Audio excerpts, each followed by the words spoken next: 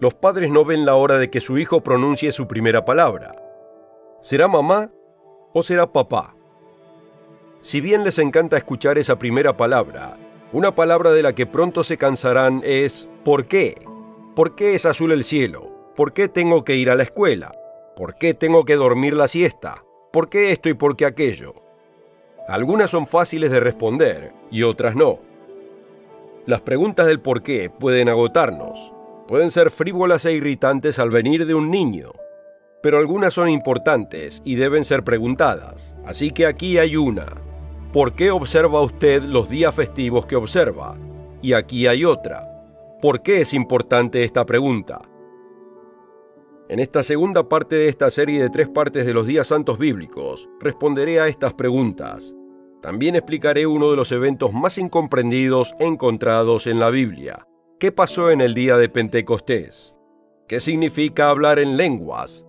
¿Qué es exactamente el don de lenguas? ¿Y deberían los cristianos participar en esta práctica moderna que se ve en tantas iglesias convencionales de hoy? Responderé a estas preguntas y más en el programa de hoy. No creo que quiera perdérselo. Acompáñenos.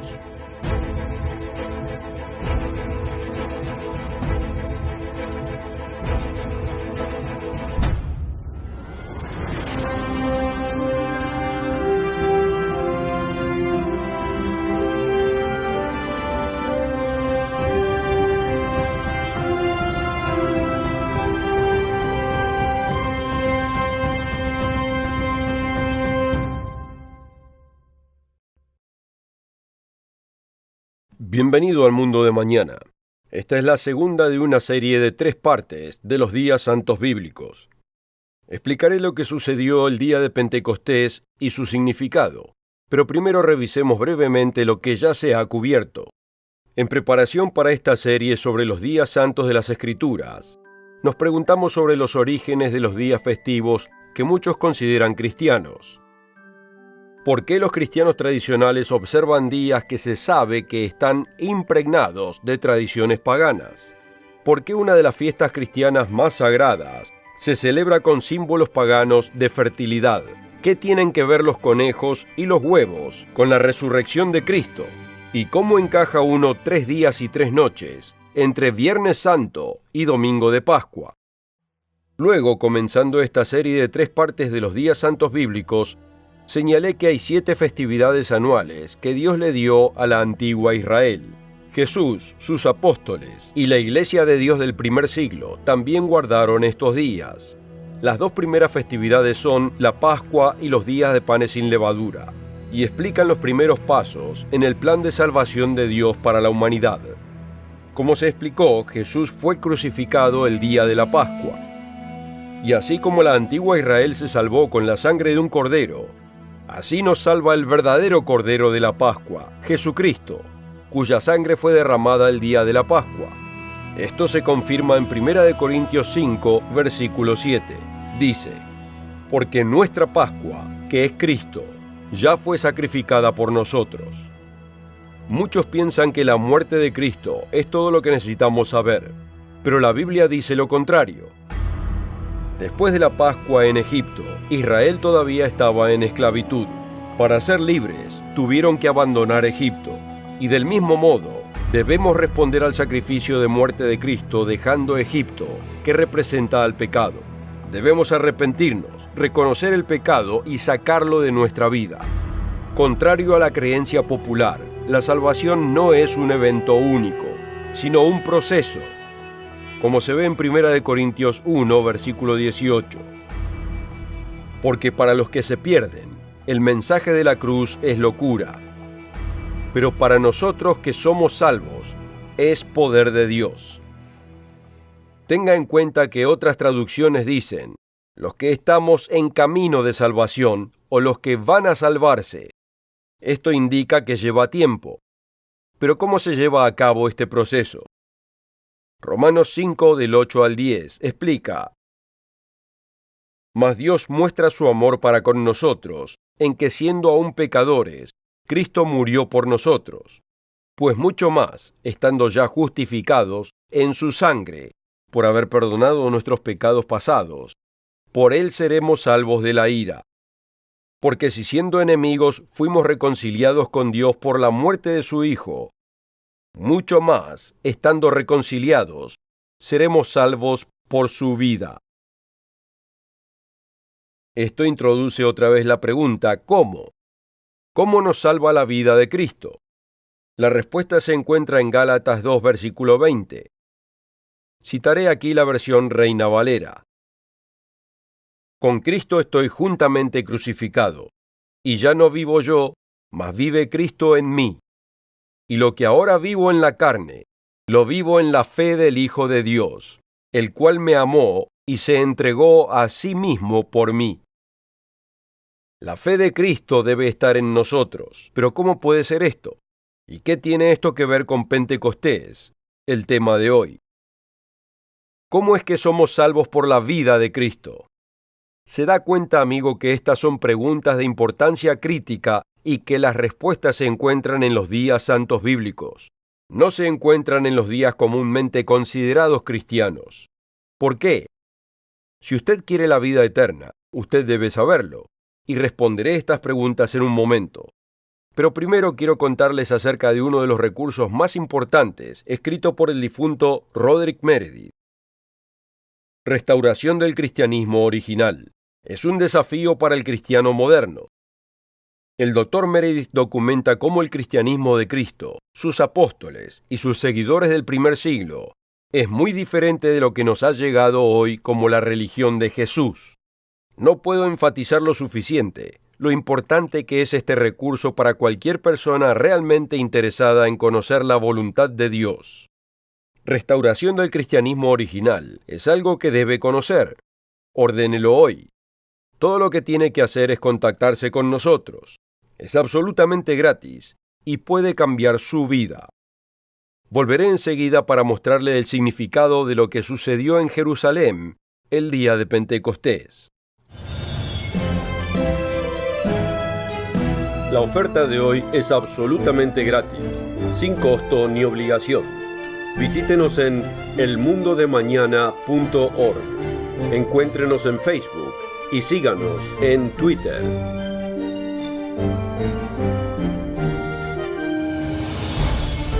Con esta oferta también obtendrá una suscripción gratuita de la revista El Mundo de Mañana, cubierta de interesantes artículos y perspectivas relevantes de importantes temas de actualidad.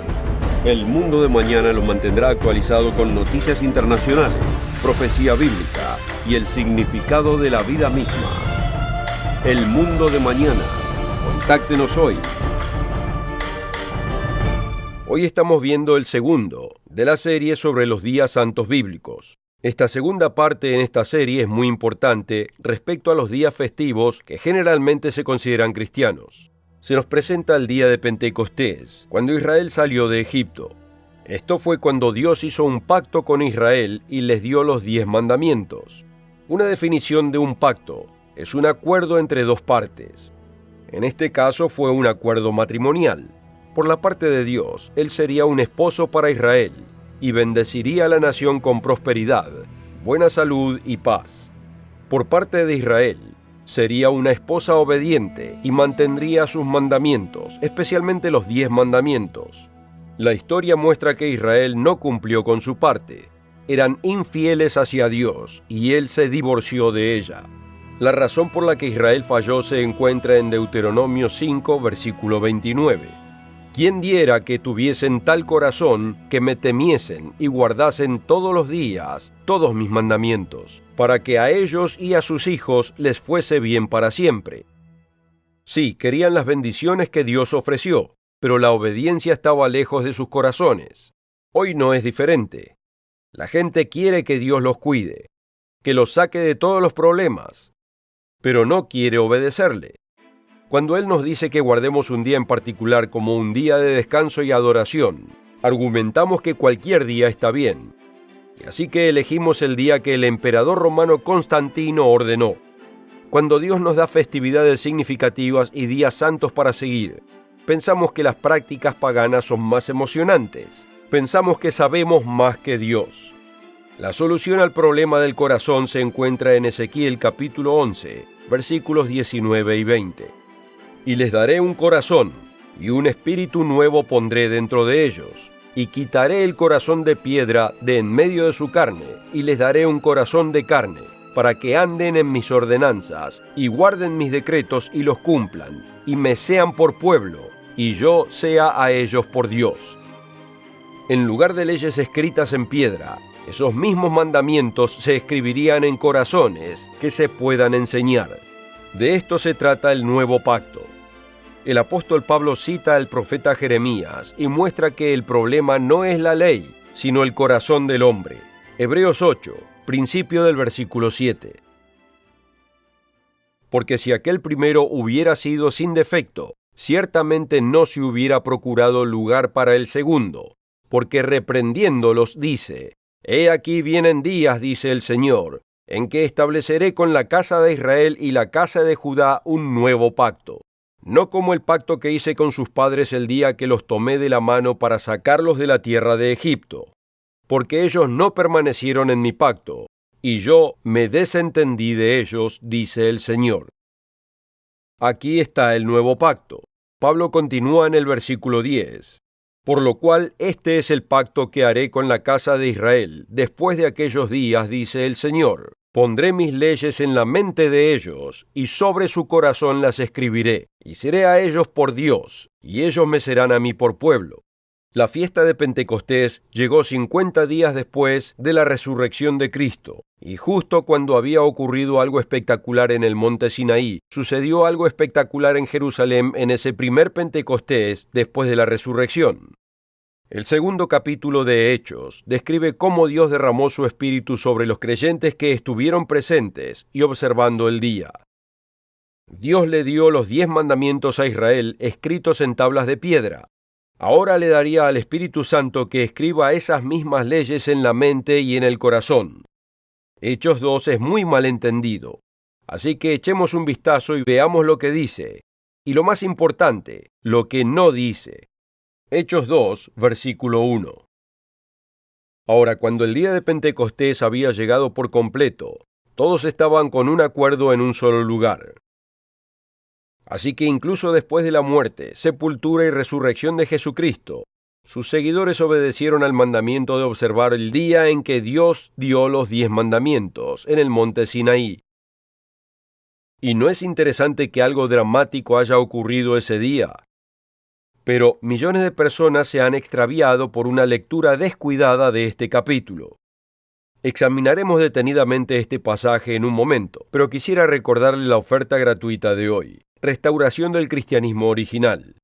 En él, el Dr. Meredith escribe: si Jesús de Nazaret volviera a la tierra hoy, reconocería la religión que usa su nombre, que los que dicen ser sus seguidores creen doctrinas totalmente contrarias a lo que él enseñó, observando diferentes días de adoración, diferentes costumbres, y lo más importante, teniendo un concepto totalmente distinto de Dios y de su propósito que el de Jesús y los apóstoles originales. Jesús se preguntaría: ¿por qué ponen mi nombre en todas estas cosas? Restauración del cristianismo original no es para los débiles de corazón. Si tiene el valor de investigar este tema por sí mismo, contáctenos. Es absolutamente gratis. Y volveré para explicar lo que sucedió el día que Dios derramó el Espíritu Santo. La oferta de hoy es absolutamente gratis, sin costo ni obligación. Visítenos en elmundodemañana.org. Encuéntrenos en Facebook y síganos en Twitter. La pregunta de las lenguas es muy mal entendida debido a una mala interpretación de lo que sucedió en el primer Pentecostés después de la resurrección. No hay duda de que se dio un don de lenguas en la incipiente Iglesia de Dios del Nuevo Testamento. Pero, ¿qué fue exactamente ese don? Echemos un vistazo a Hechos 2 con cuidado. Como ya vimos antes del corte, los seguidores de Cristo se reunieron ese día. Ahora veamos los versículos 2 y 3. Y de repente vino del cielo un estruendo como de un viento recio que soplaba, el cual llenó toda la casa donde estaban sentados, y se les aparecieron lenguas repartidas como de fuego, asentándose sobre cada uno de ellos. Tenga en cuenta estos importantes puntos entre lo que sucedió ese día y lo que comúnmente ocurre en las iglesias que hablan en lenguas hoy en día. Primero, sucedió de repente e inesperadamente. Segundo, se escuchó el sonido de un fuerte viento. Tercero, estaban sentados, no incitando al espíritu. Cuarto, se vieron lenguas de fuego divididas. Estos puntos nos guían en una dirección muy diferente a la que muchos pensaron, pero notemos otras diferencias importantes. Versículo 4. Y fueron todos llenos del Espíritu Santo, y comenzaron a hablar en otras lenguas, según el Espíritu les daba que hablasen. Note que todos estaban llenos del Espíritu Santo, pero todos hablaban en lenguas. Superficialmente este parece ser el caso, pero leamos el versículo 7 antes de llegar a una conclusión que no sea justificada. Y estaban atónitos y maravillados diciendo, mirad, ¿no son galileos todos estos que hablan? Los apóstoles eran de Galilea, y el contexto del capítulo muestra que fueron los apóstoles quienes hablaron y enseñaron. No fue la hermana Susi quien de repente cayó al suelo en una especie de estado de éxtasis, hablando lo que le parecía a la mayoría de las personas como puro jeringoso. Y eso nos lleva a otra diferencia significativa. Las lenguas habladas por los apóstoles eran lenguas conocidas. Aquí está en los versículos 5 y 6. Moraban entonces en Jerusalén judíos, varones piadosos de todas las naciones bajo el cielo. Y hecho este estruendo, se juntó la multitud, y estaban confusos porque cada uno les oía hablar en su propia lengua. Y para aclarar aún más, el autor enumera más de 15 idiomas y dialectos étnicos y regionales, comenzando en el versículo 8. ¿Cómo pues les oímos nosotros hablar cada uno en nuestra lengua en la que hemos nacido? Partos, medos, elamitas, y los que habitamos en Mesopotamia, en Judea, en Capadocia, y en el Ponto y en Asia, en Frigia y Panfilia, en Egipto y en las regiones de África, más allá de Cirene, y romanos aquí residentes, tanto judíos como prosélitos, cretenses y árabes. Les oímos hablar en nuestras lenguas o lenguajes las maravillas de Dios. Obviamente estas no eran lenguas desconocidas y no se parecían nada a lo que se ve entre los servicios religiosos de hoy, donde se habla en lenguas. Además hay algo igualmente importante que se pasa por alto: el mensaje de ese día. Esto no sucedió en el vacío. La expresión «en la casa donde estaban sentados» es una referencia a uno de los pórticos en el templo, y una gran multitud se dio cuenta cuando escuchó el sonido de un viento poderoso y cuando vieron manifestaciones de lenguas de fuego. Se apresuraron a la escena y cada uno escuchó a los apóstoles hablar en sus propias lenguas nativas. Parece que el milagro fue tanto en la audición como en el habla, como si una persona hablara, pero varias personas escucharan en sus propios idiomas diferentes. Muchos creen que hablar en lenguas es una prueba de tener el Espíritu Santo. ¿Pero es así? No hay duda de que algunas personas en la iglesia primitiva hablaron en lenguas, es decir, lenguajes, al recibir el Espíritu Santo.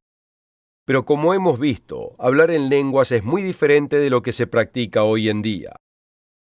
Además, no hay un solo párrafo en la Biblia que diga que se requiere hablar en lenguas para la salvación. Entonces, ¿cómo se sabe si él o ella ha recibido el Espíritu Santo? El mensaje dado por el apóstol Pedro en ese día fue de arrepentimiento. Cuando su audiencia entendió su complicidad en matar al Mesías, le preguntaron: «Varones, hermanos, ¿qué haremos?».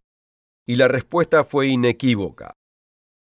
Pedro les dijo: «Arrepentíos y bautícese cada uno de vosotros en el nombre de Jesucristo para perdón de los pecados, y recibiréis el don del Espíritu Santo».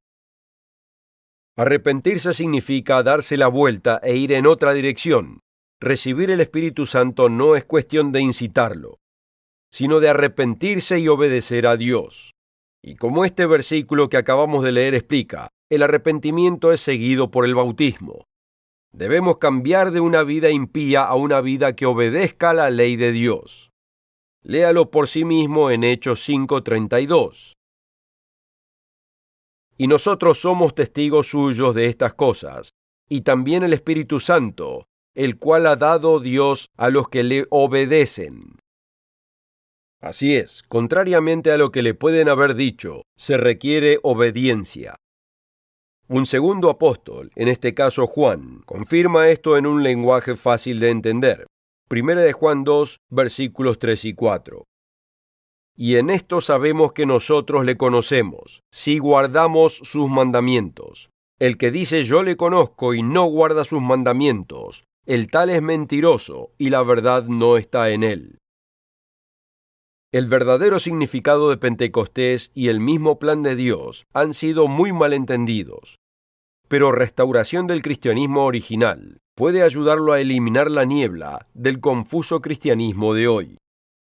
Así que contáctese con nosotros. Esto puede cambiar su vida. Y ya regreso para darle otra verdad sorprendente revelada por el día de Pentecostés. Una verdad que dudo que haya escuchado antes. Así que no se vaya. La oferta de hoy es absolutamente gratis, sin costo ni obligación.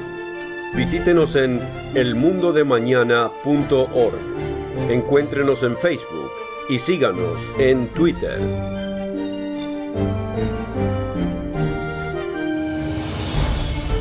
Con esta oferta también obtendrá una suscripción gratuita de la revista El Mundo de Mañana, cubierta de interesantes artículos y perspectivas relevantes de importantes temas de actualidad.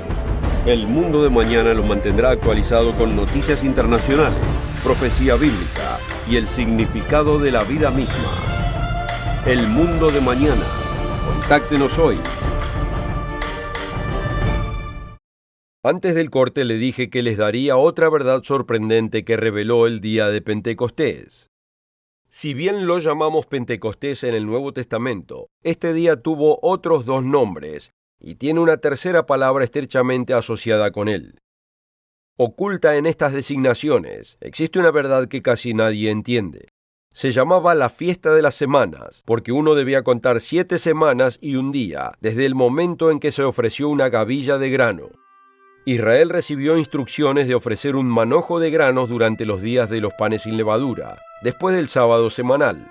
La cosecha de primavera podría comenzar solo después de que esta primera de las cosechas de las primicias fuera ofrecida para ser aceptada por Dios. Ahora recordemos un evento después de que Jesús resucitó. Pocos notan este detalle de importancia crítica. Se ve justo después de que Jesús se revelara a María. Juan 20, versículo 17, según consta en la versión Reina Valera. Jesús le dijo: «No me toques, porque aún no he subido a mi Padre. Mas ve a mis hermanos y diles: subo a mi Padre y a vuestro Padre, a mi Dios y a vuestro Dios». Así como se le tenía que ofrecer a Dios y él aceptar una gavilla de grano de los primeros frutos antes de comenzar la cosecha física, también Jesús, la primicia de la cosecha de los primeros frutos, tuvo que ser presentado a Dios para que lo aceptara antes de la cosecha espiritual. Note cómo Pablo instruye a los corintios con respecto a esto, en 1 Corintios 15, comenzando el versículo 20. Mas ahora Cristo ha resucitado de los muertos, primicias de los que durmieron es hecho. Porque así como en Adán todos mueren, también en Cristo todos serán vivificados. Pero cada uno en su debido orden. Cristo las primicias, luego los que son de Cristo en su venida. Note que hay un orden de resurrecciones. Cristo las primicias, después los que son de Cristo en su venida. Pentecostés se llama la fiesta de la cosecha y se asocia a las primicias. Aquí está en Éxodo 23, versículos 15 y 16. Dice: guardarás la fiesta de la siega, los primeros frutos de tus labores que hubieres sembrado en el campo. Como hemos visto, la ofrenda de gavilla mecida representa a Cristo. La fiesta de la cosecha llega 50 días después y representa a aquellos de nosotros que somos de Cristo en su venida. Esta es la razón por la cual somos contados como primicias en numerosas escrituras del Nuevo Testamento. Queridos amigos, ¿entienden el significado de esto? Hay una cosecha de primicias. Está representado por una pequeña cosecha agrícola en Israel. Una cosecha mucho mayor viene al final del año. Hablando espiritualmente, no todos son parte de esta pequeña cosecha. Sin embargo, es la voluntad de Dios que todas las personas tengan una oportunidad de salvación. Daré esa parte emocionante de la historia en el programa final de nuestra serie de los días santos bíblicos. Las últimas 4 fiestas dan una idea del asombroso plan de Dios mediante el cual Él les da a todos una oportunidad de salvación. Se lo daré la próxima vez. Pero antes de terminar, veamos cómo los Hechos 2, versículos 36 al 38, resume el significado de estas 3 primeras fiestas bíblicas. El apóstol Pedro predicó un mensaje muy poderoso en el primer día de Pentecostés después de la resurrección. En él condenó a los judíos que escucharon su mensaje de que eran culpables de matar al tan esperado Mesías. Fueron compungidos de corazón y preguntaron: «Varones, hermanos, ¿qué haremos?». Observe cómo al concluir el poderoso sermón de Pedro, encontramos la Pascua, reconocimiento de Cristo como el verdadero Cordero que derramó su sangre por nosotros. Panes sin levadura, nuestra respuesta de arrepentirse seguida por el bautismo. Y Pentecostés, la venida del Espíritu Santo para escribir las leyes de Dios en las mentes y en los corazones de sus primicias. Sepa pues ciertísimamente toda la casa de Israel, que este Jesús a quien vosotros crucificasteis, Dios le ha hecho Señor y Cristo. Al oír esto se compungieron de corazón y dijeron a Pedro y a los otros apóstoles: «Varones, hermanos, ¿qué haremos?». Pedro les dijo: «Arrepentíos, y bautícese cada uno de vosotros en el nombre de Jesucristo, para perdón de los pecados, y recibiréis el don del Espíritu Santo». Hay 7 festividades anuales de Dios, como se describe tanto en el Antiguo como en el Nuevo Testamento.